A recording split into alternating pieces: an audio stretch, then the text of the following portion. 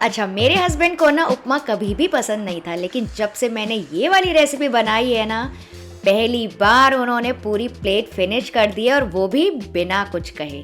तो समझ में आया रेसिपी में कुछ तो बात है। तो चलिए इसी प्रोसेस से बनाते हैं।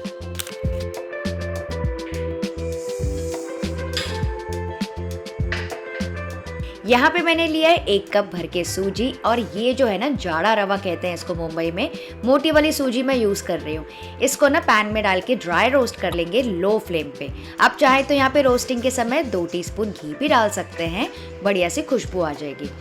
तो इस प्रोसेस से अगर आप उपमा बनाते हैं ना तो एकदम खिला खिला सा बनता है, और अगर आप बारीक वाली सूजी यूज़ करते हैं ना तो एकदम पेस्टी पेस्टी सा बनता है। तो इसलिए मैं ये वाली सूजी यूज़ कर रही हूँ, एकदम खिला खिला सा लगेगा।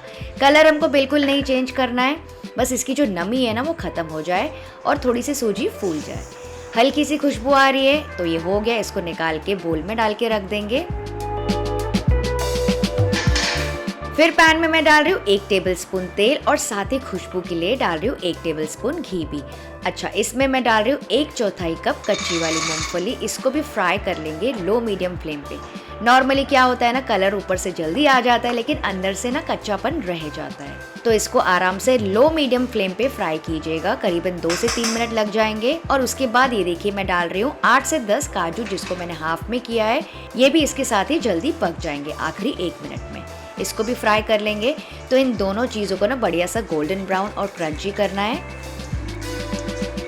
ये देखिए हो गए हैं, इनको निकाल देंगे। बहुत ही बढ़िया सा टेस्ट आता है इनका उपमा में।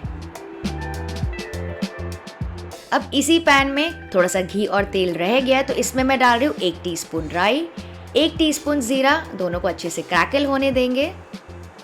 फिर मैं डाल रही हूँ 1 टीस्पून उड़द दाल, वही दाल जिसके हम दही वड़े बनाते हैं, और 1 टीस्पून चना दाल। इन दोनों दालों को ना फ्राई कर लेंगे लो मीडियम फ्लेम पे करीबन 1 मिनट के लिए, ताकि पूरी तरीके से पक जाए। अगर कच्चापन रह जाएगा ना तो दांतों में लगेगी। और ये दोनों दालों से ना एकदम ऑथेंटिक टेस्ट आता है उपमा में। फिर डाल रही हूँ 2 से 3 बारीक कटी हुई हरी मिर्चें, 1 टेबलस्पून बारीक कटा हुआ अदरक भी डाल दीजिए, 12 से 15 करी पत्ता। थोड़ा सा चला लेंगे, बहुत ही अच्छी खुशबू आती है इस तड़के की। अब मैं डाल रही हूँ 1 बड़ा प्याज बारीक कटा हुआ। इसको भी पका लेंगे मीडियम फ्लेम पे, जब तक कि ना थोड़े से सॉफ्ट ना हो जाए। हमको एकदम सॉफ्ट अनियंस चाहिए, बहुत ज़्यादा कलर इसका डार्क नहीं करना है, और इसी की वजह से ना हल्की सी मिठास भी आती है।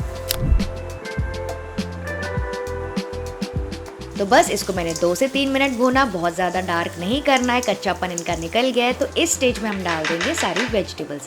तो आज मैं यूज़ कर रही हूँ आधा गाजर इस तरह से कटा हुआ, 1/4 कप मैं यूज़ कर रही हूँ फ्रोज़न मटर। इनको भी थोड़ा सा चला लेंगे। तो आज मैं सिर्फ ये दोनों वेजिटेबल्स यूज़ कर रही हूँ जो कि मेरे घर में खाते हैं। आप चाहें तो यहाँ पे पत्ता गोभी डाल दीजिए, बीन्स डाल सकते हैं, कैप्सिकम, कॉर्न्स वगैरह भी डाल सकते हैं, जैसे आपकी मर्जी हो। और कुछ लोग ना टमाटर भी डालते हैं, तो अगर आपको टमाटर डालना है तो इसी स्टेज में पका लीजिएगा। इनको भी पका लेंगे बस 1 से 2 मिनट के लिए, क्योंकि वैसे भी आगे पकने ही वाले हैं, तो इनको बहुत ज़्यादा सॉफ्ट नहीं करना है। तो अब बारी आती है पानी डालने की। पानी हमको डालना है 1:3। 1 कप हमने सूजी यूज़ की है, तो इसके सामने मैं डाल रही हूँ 3 कप भर के पानी। इतना पानी ना सूजी आराम से पी लेती है। थोड़ा सा मिक्स कर लीजिए। अब यहीं पे मैं डाल रही हूँ 1 टीस्पून नमक, 2 से 3 टीस्पून भर के डाल रही हूँ शक्कर। काफ़ी अच्छा टेस्ट आता है, पर्सनली हमको तो घर में बहुत पसंद है, वैसे ही कम्प्लीटली ऑप्शनल है। अब इसको ढक के पकाएंगे ताकि अच्छा सा उबाल आ जाए 1 मिनट के लिए।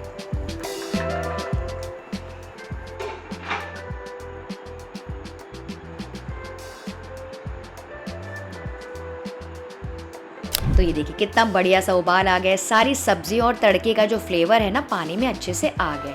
अब इम्पॉर्टेंट पॉइंट, गैस का फ्लेम हमको रखना है लो, और जो सूजी हमने भून के रखी थी ना वो थोड़ी थोड़ी करके डालते जाएंगे एक हाथ से, और दूसरे हाथ से लगातार इसको मिलाते जाएंगे ताकि कोई भी इसमें लम्प्स नहीं पड़े। अगर चलाएंगे नहीं ना तो क्या होगा, उपमा एक तरफ इकट्ठा हो जाएगा, कच्चा कच्चा सा लगेगा और टेस्टी बिल्कुल भी नहीं लगेगा।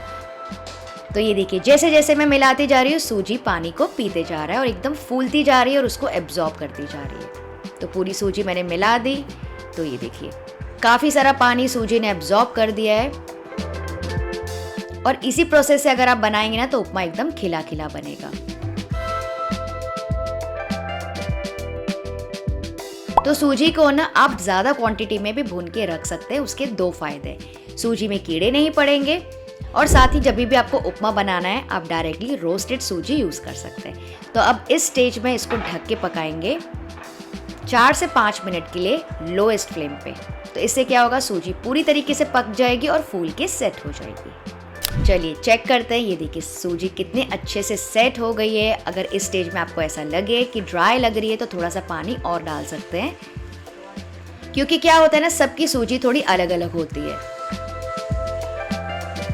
तो ये देखिए इसका टेक्सचर कितना बढ़िया है, एकदम परफेक्ट है, सॉफ्ट है, दानेदार भी है। तो इस स्टेज में हम इसमें डाल देंगे आधे नींबू का रस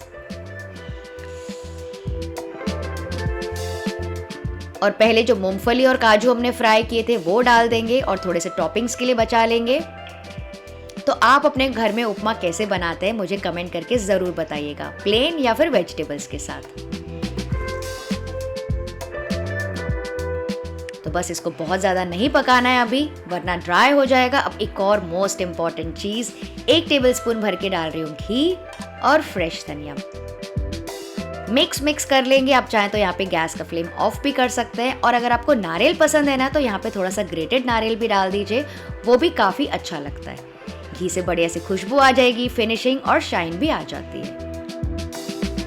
तो ये देखिए कितना खिला खिला, दानेदार, एकदम पेस्टी भी नहीं है, बहुत गीला भी नहीं है और बहुत सूखा भी नहीं है, एकदम परफेक्ट कंसिस्टेंसी का। तो चलिए अब इसको प्लेट अप कर लेते हैं। तो एक बोल में मैंने थोड़ा सा घी लगा लिया है, इसके ऊपर डाल देंगे पूरा उपमा और इसको इस तरह से दबा लेंगे।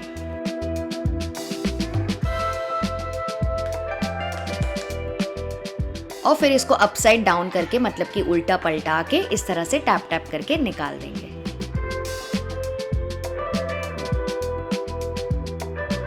ये देखिए कितना बढ़िया तरीके से निकल गया है, लग रहा है ना बिल्कुल रेस्टोरेंट स्टाइल उपमा। इसको आप फिर से गार्निश कर सकते हैं थोड़े बहुत और पीनट्स, काजू के साथ।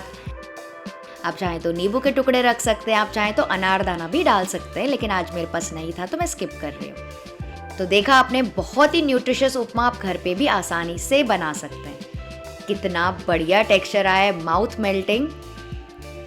तो एक बार इस तरीके से ज़रूर से ट्राई करना और आप चाहें तो इसको कोकोनट चटनी के साथ भी इंजॉय कर सकते हैं। तो मैं तो इसे नॉर्मली ऐसे ही खाती हूँ, बहुत ज़्यादा मज़े का लगता है।